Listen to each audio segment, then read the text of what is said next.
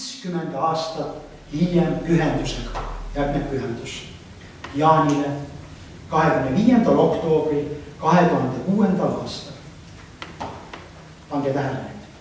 Siin seisame nüüd õhtuvalguses, õlg vastu õlga, silmad ehakumal, kui ahteaegu päris alguses just mõistnud.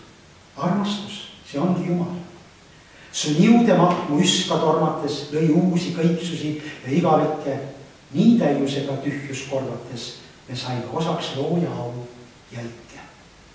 2 tolmukübet, ühte sulatus ja teise varal äkki adus maailma lõpmatuse ulatust. Kõik kaduliku hirm ja meeltest kadus. Umbtiivnik kui söö päeva vahemail meid saadab üha armastuse valgus ja surma hirmutava lahelail on küllap lõpki, kui neil kord on algus. See luuletus ilmub esmakordselt 2008. aastal loomingu juulinumbris Ellen Niidu 80. eluaasta sünnikuul. Pool aastat on möödas Jaan Krossi surmast 27. detsembril 2007. Veel kestab lein ja ometi just nüüd ilmavalgust nähes kõlab see otse kui kinnitus. Surmast suurem on armastus, inimlaste ainus sild igavikku.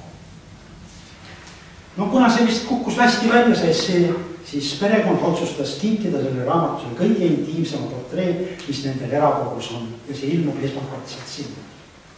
See on täpselt seesama 2006, kus nad kahekesi istuvad oma kodus. Maarja Undusk, Jaan Unduski naine, Jaan Krossi tütar ja Ellen Niidu tütar kinkisid sellele raamatule. Erakordselt ilus pilt, erakordselt ilus. Nii. On küsimusi? Ei ole.